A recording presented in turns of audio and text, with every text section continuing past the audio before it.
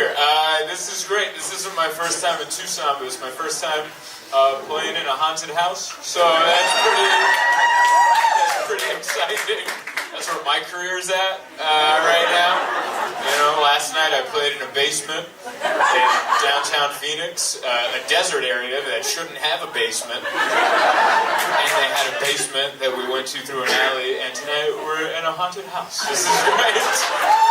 It's wonderful. I love it. By the way, big fan. I love it. This is exactly why, I like hipsters. This is what they do. You know? Like, most people would look at this and be like, tear it down. Tear it down. We're going to make a sharp-angled condo out of this. And not hipsters. Hipsters are like, we can turn this into a hotel. And a music venue. And a bar. And another bar. And a coffee shop. And a bar. More bars. What if you can drink everywhere? I love it, because everyone who works here is an authentic hipster. They're not the fake ones who just got the ears for no reason. You know, they weren't trying to fit in. They got them. They're real hipsters. Like, they're polite and not polite, all at the same time. That's a real hipster. Real hipsters have customer service and bad customer service in the same sentence. That's how it is. We checked in, they smiled through a mask. I could tell because the crinkles in the eyes. That's how you can tell when someone smiles with the mask on. And they're like, welcome. And here's the rules. But polite, but rules. And then I'm like, I have a question, and he was gone. So it was like a mixture of welcome and unwelcome. And I like that. That's probably how this place was in the 30s. You know? I think it was nice when John Dillinger showed up here. I called him Don Dillinger because I had one cocktail. That's where I'm at. I'm a lightweight. I'm not eating any bread, so all it takes is one cocktail. You ever not eat bread for a day, and then you're like, oh, I get drunk from sniffing a drink. You need that bread. It's so good. But yeah, it's nice we're staying at the hotel, my fiance and I. We didn't know anything about it, other than it's a cool-looking old classic building. And while we're in the room, it's just a tiny room with a bed and a little desk. It looks like someplace like Bukowski got drunk and wrote, you know? That's what it looks like up there. And I'm like, ooh, this is artsy. And then we sat down and then quickly found out there's no plugs. There's no... Do you need to charge anything? Well, then you don't. All right? I'm telling you, you don't. There's no plugs. And then she's like Googling the hotel. She's like, this place is cool. And she's like, oh, it says this is one of the most haunted places in the entire country. And I'm like, huh? And I go, how haunted? And she's like, well, there's like a Wikipedia page for like each room, pretty much. And she starts going down the room numbers, going, yeah, you'll wake up with a lady on your bed on that one. This one will lock you in the bathroom. And she's like, I'm waiting for our room number. That's all I'm waiting for. And I'm like, because there's no, you know what's worse than being in a haunted house? Is being in a haunted room. Because where do you go? You know? Like, it's not, there's no like, oh, maybe that's just a shadow. There are no shadows. You're in a small, everything's here, you know? You just gotta run out of there. That's terrifying. There's no TV. That's usually my defense. I've stayed in places that I assumed was haunted. I stayed at a hotel in Aiken, South Carolina. And I walked in, it looked old, and I asked the lady behind the counter, she's a very nice southern lady. And I was like, when was this place built? She's like, it was built in 1898. And I was like, wow, that's pretty old. I'm like, is it haunted? She's like, well. And I'm like, I'm looking for a hard no right now, man. I'm looking for a stern, you're fine. And she gave me a very loose, well. So that night, I spent the entire night with SportsCenter on the TV, because in my mind, that will keep the ghosts away. In my mind, the ghosts will come by like, oh, he's still watching sports highlights. We'll have to catch him later. There's no TV up there. They're gonna know. Yeah? They're gonna know. We're just ready to be terrified. I wonder, it must be fun being a ghost. You know, because it's not always just scaring people. You just get to watch people when they think they're not being watched. You know, you ever have one of those moments where you got the house to yourself, you're just naked, dancing in front of the mirror, and then your significant other walks in, and you're like, what? I thought girls get to see all the time without the interruption. Just like, wow, that's where you're taking this. Okay. Like before I came down, my fiance was helping me put Vaseline on my taint because I worked out this morning. We ran on the treadmill and we had breakfast afterwards, so all my sweat dried while I was sitting and I got a little rash in the taint. And then I'm like, how am I supposed to do this show? These people are expecting me to be all suave and I got a rashy taint. So there I am, just doing like a yoga pose in the bed. She's just putting a little bit of Vaseline on my taint, and I'm like, John Dillinger's in the corner right now. This is why I won't leave. This is why I stay. Like I'm gonna go to boring ass heaven or hell, and I'm staying right here. Watch a grown man lube up his taint. It's the dry air. Alright. It's the dry air. You need a little.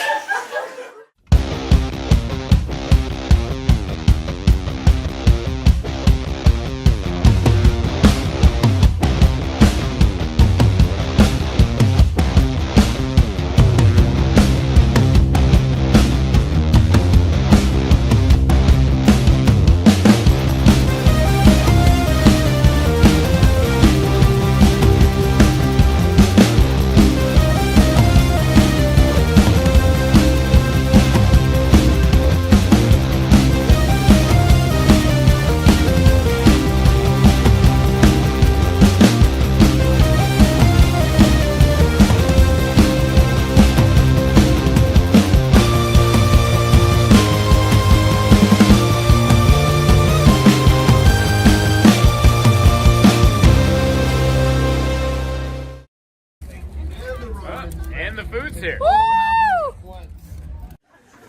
I like the South. The only time I don't like the South is, well, listen, like, we make fun of the South because we, like, stereotype them as stupid. The truth is, there's stupid people everywhere. Like me, I thought I had bed bugs and threw all my stuff away. It turned out I had my first bout of hives. That's pretty stupid. But I sound like this, so people give me more credit. People in the South, like, there's dumb people everywhere. They're just louder about it, you know? Like, it's like, hey, if you're dumb, wouldn't you keep it down? And not all of them, but a lot of, like, the loudest ones are like, like, it's really, it's like, woo, keep that down. That was really dumb what you just said. That you want to keep at a whisper. I was about to get on this plane, and it was a really big plane, and there's like a redneck couple in front of me, and I guess they'd never been on this plane this big, and this guy in front of me was like, oh boy, I've never been on no plane like this. It just sounded like a dirt bike they revved, and then ran out of gas. They get really excited, and then just put around.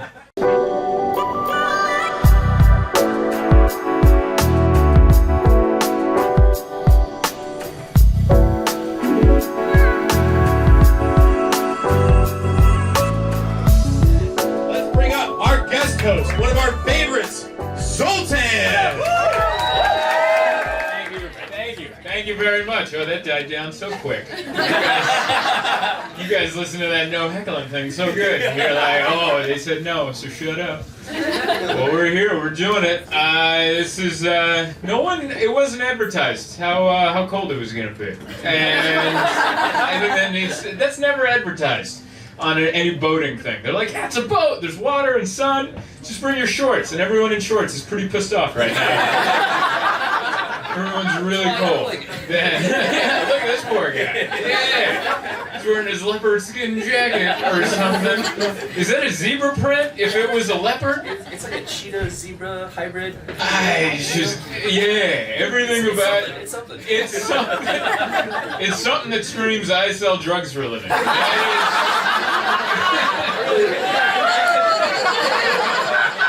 It's not funny, Colorado! We all know. You don't have to be ashamed. I mean, look at it, you know? Did someone just hit the foghorn on there? That's perfect. Yeah, it's definitely an eclectic group here. There's like a section there's like a really hoity-toity section that like I feel good about. Like if this thing sinks, I know you guys, your parents have good lawyers, you know. Like, I know at least my mom will be taken care of, you know. And then there's another section that just feels like YouTubers waiting for a boxing fight. It just kind of feels that way. They're like, I'm just waiting for Mayweather to get back to me, but I'm gonna punch him. This is nice. I like, this has to be the whitest thing I've ever done. And I go to a nursery, you know? My girlfriend and I go shop for plants, and this is whiter than that. They're like, we want to do a show outside, but I don't want the homeless riffraff. How do we get out of that? I'm pretty sure they can't swim with all their coats that they wear. Why don't we go out to sea? So here we are. This isn't really a comedy show. This is the sign of the future, all right? Eventually there's going to be so many homeless people, it's going to be a water world. You know, we're all going to be out here living on catamarans, all right? That's my favorite thing about, like, the homeless people. I live in Kensington. My girlfriend used to live in Little Italy, where there's a lot of them. And the favorite thing is like, where all these homeless people come from. That's the funny thing. It's like that we're shocked. It's like, what? Did everyone forget playing Monopoly? This is what we were taught. It's later in a Monopoly game. All right? You remember later in a Monopoly game, like an hour in, where there's like one guy killing it, another guy doing okay, a third guy hanging on, and then your uncle just walking around in the kitchen, just looking for something to eat, waiting for the game to finish. That's what those people are doing. They're walking around waiting for the game to finish because they ran out of colored money. That's all. It's very nice to be here. The CDC said we don't have to wear masks anymore, which is cool. That was such an unexpected, great thing that happened today. You know, no one expected it, and they just came out, and they're like, you don't have to wear a mask anymore. It was so unexpected and joyful. It was like Christmas at your stepdad's place, but there was actually gifts under the tree. And you're like, what? He actually came through? This guy's all right. You know, the CDC took so much flack over the last 12 months, and now they're like, all right, these guys are all right. I don't know if they mean it, though, you know, because they keep taking things back. They keep being like, you're allowed to do this, and they're like, never mind. So I'm waiting for them to take it back. But I don't know if they mean it. I don't know if they're just like saying, hey, no masks, so that people that never wore a mask now start wearing a mask. Like in some ultimate reverse psychology thing, you know? Like, I see why they're not doing it, because we're making them. How about no masks? Oh, don't tell me what to do.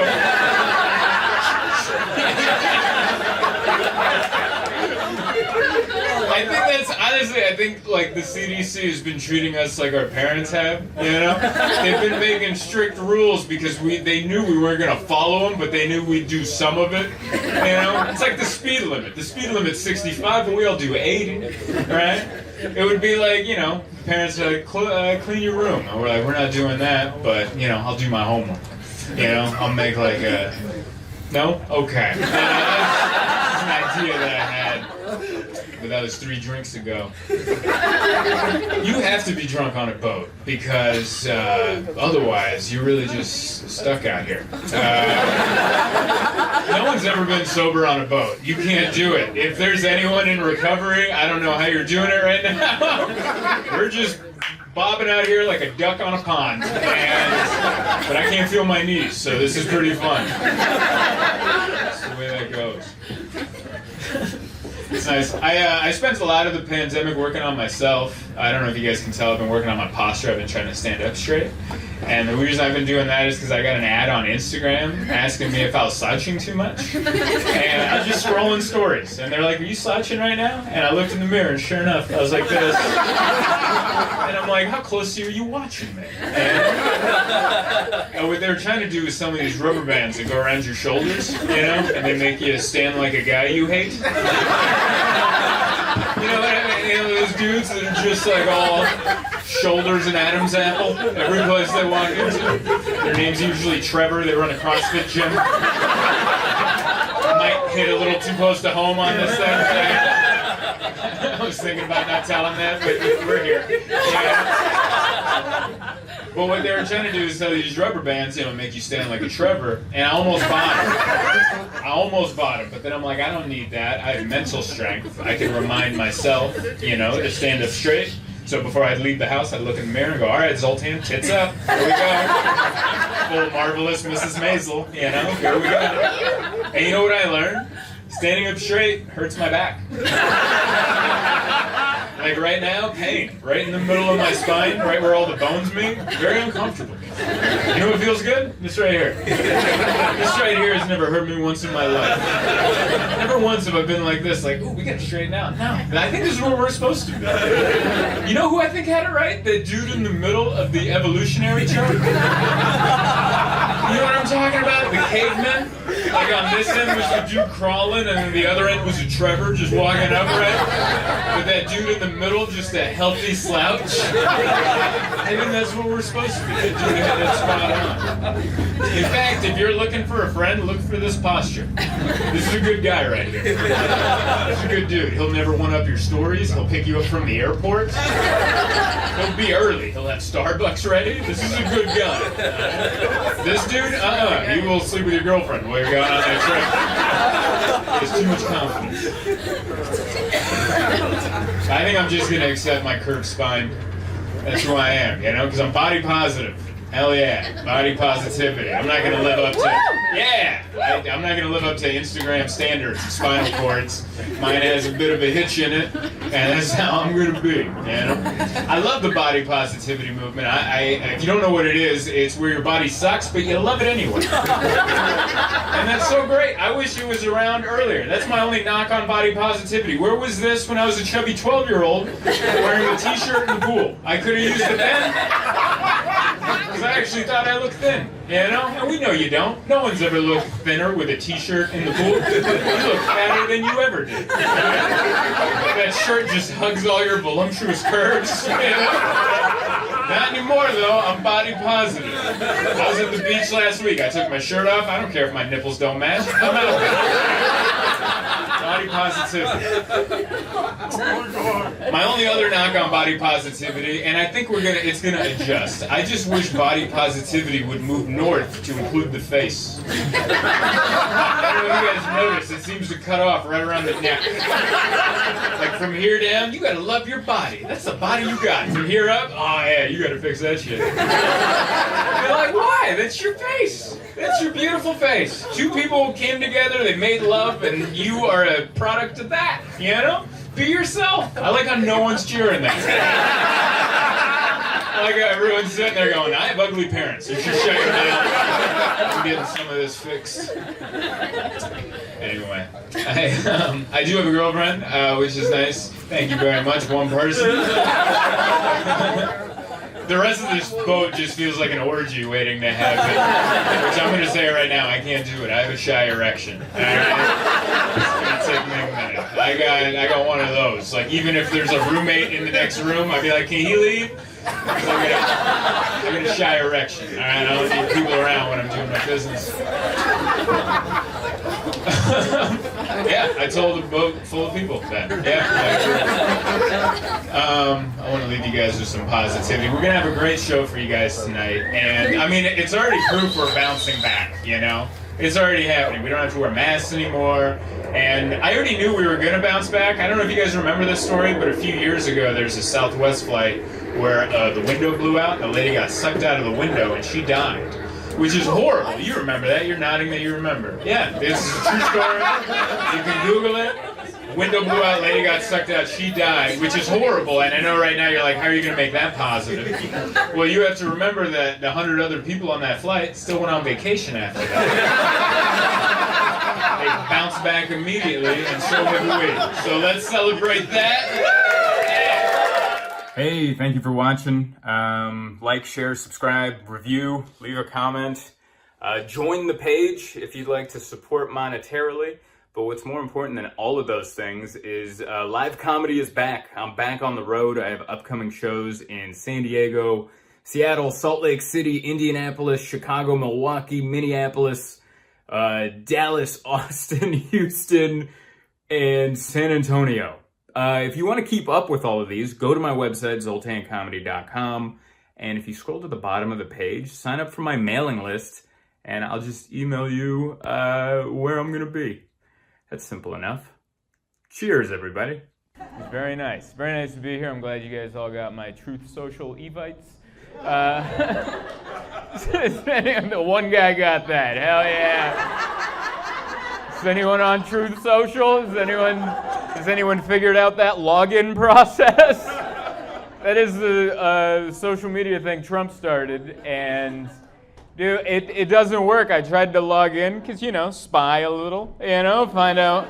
I want to know when the next thing's happening so I can be ready, know where not to be when the next one's going down. So I tried to log in, and it doesn't work. They're like, give us your email, we'll send you a login. And I didn't get the email for a week, and I'm like, they need some liberal engineers, is what they need. That's why you got to reach across the aisle sometimes. Because all the good engineers are a bunch of libs. That's who they are. You can tell technology is more of a lefty thing. You can tell based on the right-leaning memes. You can tell.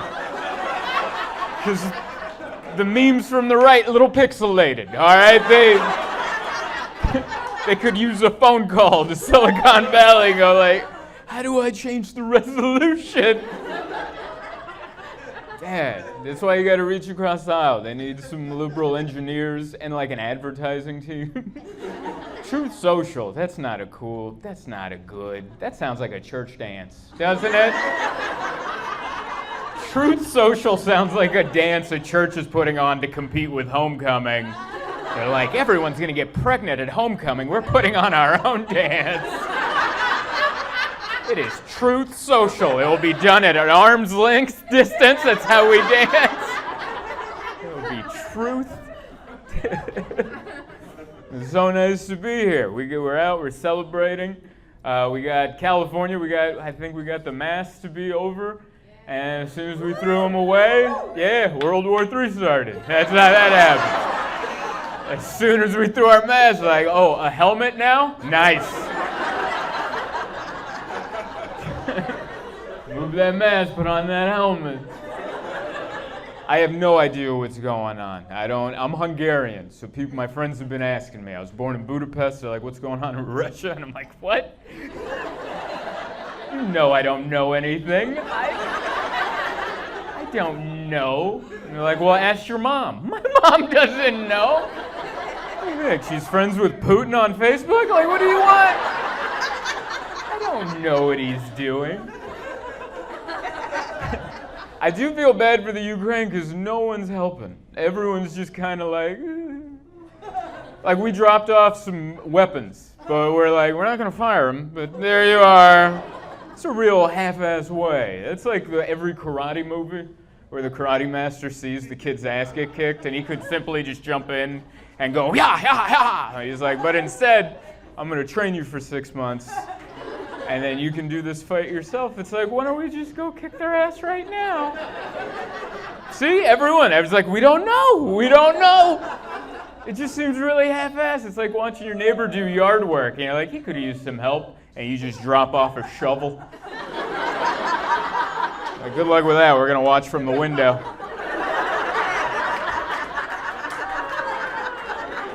He's using that shovel pretty good.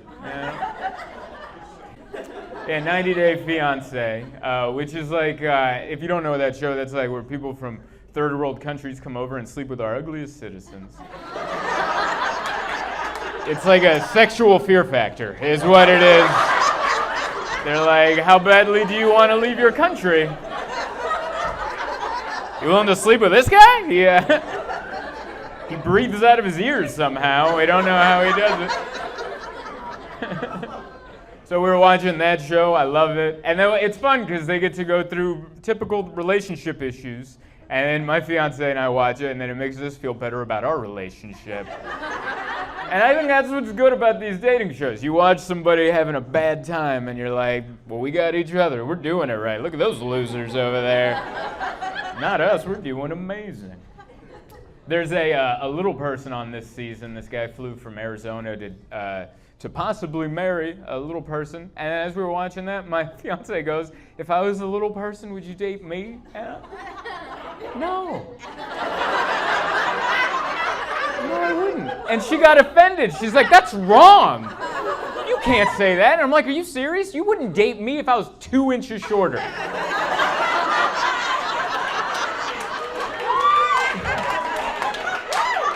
If I was 2 inches shorter, you would have been like, pass, and you're like, she's like, you're right, you did just make the cut. And I'm like, I know, so don't you dare judge me for me being honest. But yeah, I don't know, I'm getting older.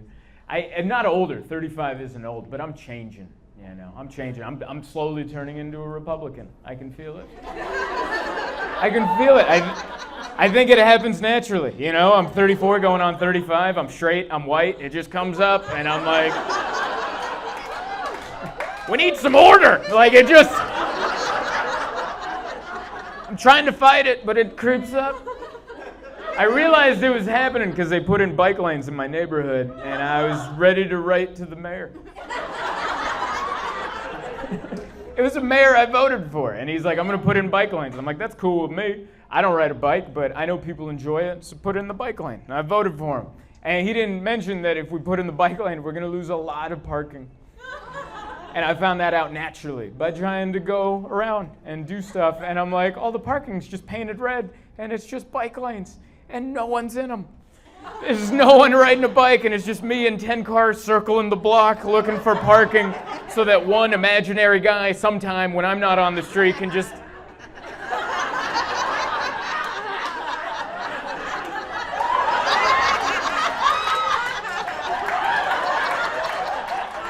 And I'm like, no. And also, if you ride a bike, just ride a regular bike, all right? It's a good design. 2 wheels, a seat, you're up here, ride. You ever see a weird one where you're like, why couldn't you get the normal one? I couldn't. I saw one person riding the bike. They had one of the lay-down bikes. You ever see one of those?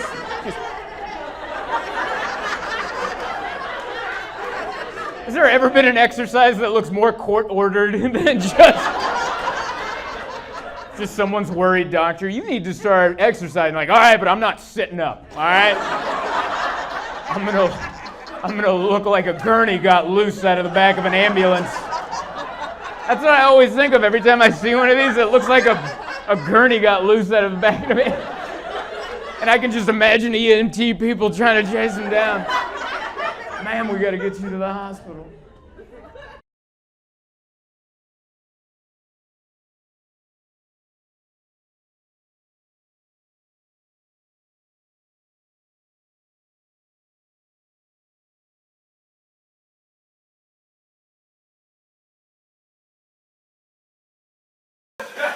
I canceled my health insurance this year. I also did that.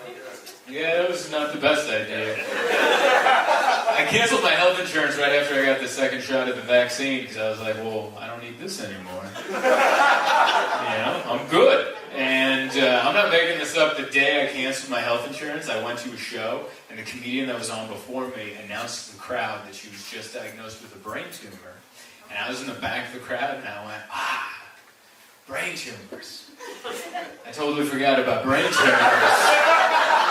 I gotta call Kaiser Permanente and see how canceled I really canceled it, you know? It's nice to be out again. My fiance and I just recovered from COVID. Don't worry, I tested clean, so I'm allowed to be inside again. We got COVID. We got COVID late, which is lame, because it's not even cool anymore. You know? It was so lame. Like, we somehow dodged it for 2 years, and then we got vaccinated, then we got it. And I posted it, and nobody cares. Nobody cares when you get COVID now. You know? I'm late to everything. This is like me in skinny jeans all over again. I got them, and everyone's like, yeah, we don't do that anymore. And I'm like, dang, you know? I just came around. Yeah, we got COVID, and here's the weird part, like, we both had the same symptoms, but my symptoms were 4 days later. So for the first 4 days, we thought I was asymptomatic, And I found out that if you're in a relationship and your significant other has symptoms and you're asymptomatic, that A now stands for asshole. That's what that means. She was so mad that I was fine. She was like, nothing? You don't feel anything? I'm like, no, I'm pretty good. And she's like, I hate you.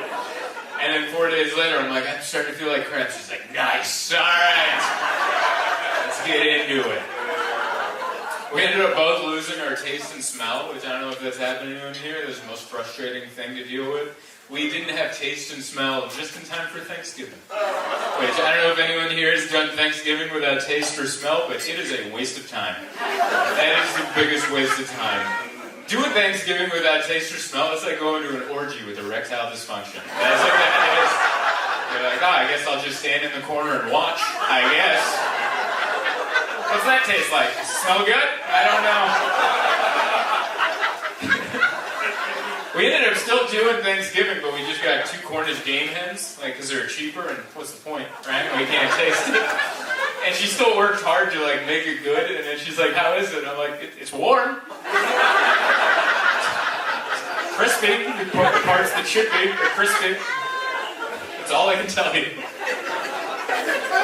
I never realized how important taste and smell was. I can't. It sucks. It's upsetting. I was angry at nobody. Just I can't smell. You know. Definitely more baths. You wash more. You brush your teeth more when you don't know. You know. When you do this and you're like, I got nothing. More gum immediately. Yeah. I guess I gotta go get health insurance again. I don't know. I guess the Omicron is coming. That one's the bad one. I hate it. This is like the 3rd one. We had the original and the Delta and now Omicron. And I don't even know if that's how you say it, but that's how I like it. I mean, with this one, at this point, doesn't it feel like the Earth is just trying out pesticides to get rid of us? Like, did anyone else grow up in a house with roaches? You know, at first, you get the original raid, and it kills some of them, but there's still too many, and then you gotta get the next one. That's what Omicron feels like. I feel like Earth is at a grocery store going, Omicron, that shit sounds serious. Let's do that one. And if that doesn't work, we're gonna have to tent the planet. Thank you. Guy in the back. That joke was for him. Everyone's like, that's not fun. We're getting sad. Please bring it down. Yeah, it's fun that we hate each other over stuff. I like that. I was afraid this virus might bring us together. That really was. When the pandemic started, I'm like, oh no, this might bring us together. But thank God, humans are still humans, and we're like, no, we can make this political too. Isn't that magical? We're like, we'll hate each other no matter what. If Don Lemon or Tucker Carlson talk about it, we'll pick sides. That's the 2 groups. That's why I stopped watching the news, because I realized I ended up just not having an opinion of my own. I would get into an argument with somebody, and I'm like, I think I just said what Don Lemon said. And I think you just said what Tucker Carlson said. And then there'd be a third guy who's like, hey, did you guys know birds are actually drones? And you're like, oh, you listen to podcasts. All right. Everyone just regurgitates what they know. I don't know. It feels like the world's getting back to normal. There's been more mass shootings, which is good, you know? That means we're getting back to the swing of things. You know what that made me realize? Like, all the mass shootings, as soon as everything opened. You know what that made me realize? While I was at home looking out the window going, I can't wait to go outside. There was a mass shooter with a gun like, me too. I also want to go out there. I'm so lonely. I'm just at home with my gun. And there's no one to shoot. What a sad existence. It almost makes you connect with the person. You're like, I know, we both miss people, don't we? We both miss gatherings. I like that. You guys laughed at that. Because, boy, I really gambled that early. That was an early gamble, you know? Maybe I should have built a rapport first. I went right into it. Yeah, they had that shooting at the school in Michigan, and I read about it, and apparently the kid used a gun that his father bought on Black Friday. And I'm like, that might be the most American sentence that I've ever read in my entire life. He bought a gun on Black Friday, and then he shot up the school, and I just, like a bald eagle, flew in the background. It's like the most American thing I've ever read. All right, that was the last one. I'm sorry. I just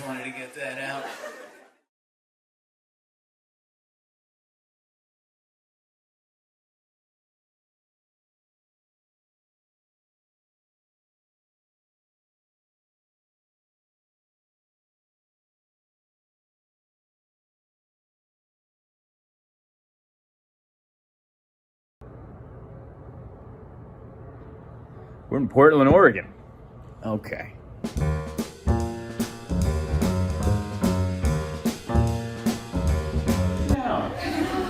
Thank you for coming out. This is great. We've sold out at 50 people. That is the cap. This is the virus. All right. If we get 60, everyone's dead. All right. Gotta keep it at 50. The virus likes 50. You know? It's like the virus is creeping outside of the club. Like, watch they put 60 people in there. I'm getting in there. But we're all trying. Everyone's trying to make their best attempt. Like, you know, we're all wearing masks in the green room. Like the first night, Thursday, everyone's got their masks. The green room's small. You know, we're trying our best. We're wearing masks. We're like, is this all right? You good? Okay. And then someone got a beer, and someone's like, is this okay if I sip a beer? And we're like, yeah, you know, sip your beer. And then so he would like bring his mask down, sip a beer, put it back. And then we were hanging out like that. And then I'm like, you know, I kind of want a beer. So then I got a beer. And then I'm like pulling it down, sipping, and then pulling it back. And then one of the comics came out to, you know, start the show. So he's not wearing his mask. He comes back without a mask. And we're like, oh, you. And then before you know it, we're all tongue kissing. That's how it all ends up working back there. Everybody's just trying to feel it out until we're all like, ah. And then just getting in there. We're doing our best.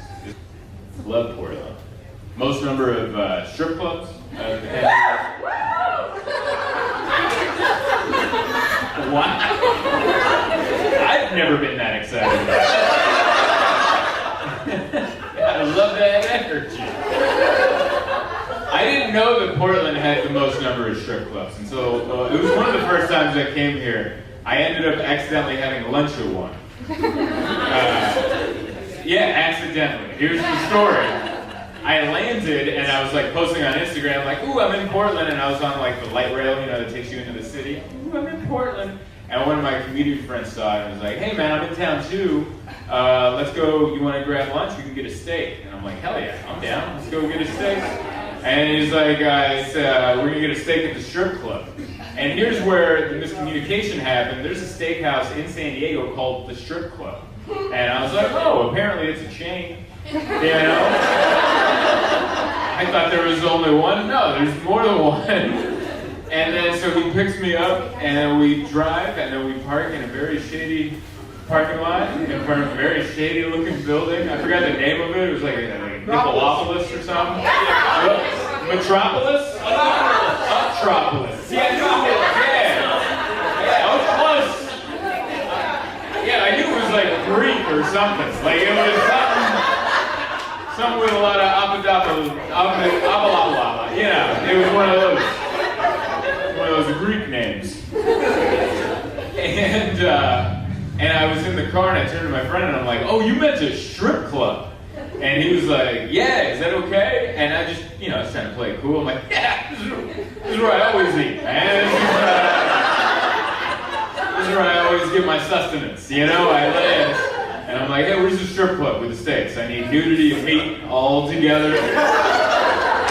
I need my energy for a weekend of shows. And so we go in. It's 1 in the afternoon on like a Wednesday or Thursday. So it looks like a strip club at 1 in the afternoon on a Wednesday or Thursday. There's just one dancer, just kind of dancing. And it's me and my buddy, and that is the entire population of the strip club. And so I'm like, all right. And then we sit down, and the dancer comes over, does her thing, you know? And then we order some food, and I was assuming that like when the food arrived, she would like, you know, go over there. You know? Plenty more stage on that end. She goes shaking over there, you know, while we're eating. You know, there's food, and that is not what happened. She was just, the steaks came, and I'm like, yeah. And she was still there, just kind of wafting, you know, just shaking it right so close, over, you know, right. I could have used 6 feet then. I'll tell you that. She was right there, and I'm like, cause I didn't expect that. Like, I'm used to Costco when you go to like the deli counter and there's like a dude with a beard and they make him wear a hairnet, you know, because he has a beard, and she had nothing on, you know, and she's just over here, and I'm like trying to cut a steak, and I'm looking up and I'm just staring right, You know, it's right there. And it's just wafted, and I'm like, oh boy. And that was, steak was pretty good. I'll be honest with you. Pretty tasty steak. Yeah, that was my experience at the Acropolis. Acropolis? That's not a word. What did I call it first? Nippleopolis? That's a better name. If anyone has the owner's email, give me a contact. I like it. Here we are. Look at this. I love this. Just manly dudes right in the front right here. The manliest dudes of all time. That's why I like Portland. Like, this is what I've been seeing. Just people that can look like they can live outside for a week. Like, you look like everyone is a scout master, you know? Like, what kind of knot do you need? And then they're just whipping knots out. Everyone in this town. Everyone looks so self-sufficient in this town. And then I make all these presumptions about them as far as what they do for a living, and then I talk to them, and I'm like, what's that? You sell scented candles? Okay. Fair enough. This is like, Portland's like an adult fantasy camp. That's what it is, where you can have any goal or dream, and no one's gonna go, you should rethink that. No one's ever gonna ask for a second draft. You know, everyone's gonna be like, that's the best idea I've ever heard of. First time I came to Portland, I was staying at an Airbnb and I was walking around my neighborhood, and one of the first things I saw a lady walking a pack of dogs. And I'm guessing she was a dog walker. And because they were all just different dogs, and they were all wearing karate gis. Like the top half of a karate outfit, you know, like the little, with the belt and the, they were all wearing them, and I'm like, you know, that gets your attention. I saw it and I was like, well, that's an idea she had that she probably pitched to somebody, and they were like, hell yeah. Do you got a sewing machine? Because you need to get on this. And it's just wonderful, yeah. One of the first restaurants I ate in Portland was the Grilled Cheese Grill, which is like a gutted out school bus in the Alberta. Man, yeah. It was like a gutted out school bus. And in any other city in America, that would be in a landfill. But in Portland, someone's like, I'm gonna sell food out of that. And it's gonna be delicious, and it was. That was my favorite grilled cheese sandwich. And I'm just there eating it in a broken down old school bus going, what is happening right now? And then afterwards, you know, I'm gonna throw the rest away, and then there's like, you guys are very environmentally conscious. I used to think I was environmentally conscious until I came here and I ate it in a gutted out school bus. Because afterwards there's like 8 trash cans, and I'm like, I don't know what goes in, you know? There's like one for trash, one for recycling, one for compost, one for like stuff you got ketchup on. It was all like spaced out, but I don't live here, so I don't know what goes in what, but I felt like everyone was watching me, so I was in my head, I'm like, just put a little in each. Just I don't know what to do. I don't know. I love nature, but I don't know what. You put a label on it. Like, someone help me out. I used to think I recycled until I came to Portland, and I realized I am not recycling at all. Like, I have a trash can, and I have the blue bin, and then I realized I'm just putting some of my trash in the blue one. I think that's what I'm doing. I used to think I recycled till I came here. My trash day's on Friday. I wheel my cans out, and I'm like, man, that blue one's looking a little empty. Let's just move some of this crap over here. Doing good, I'm trying.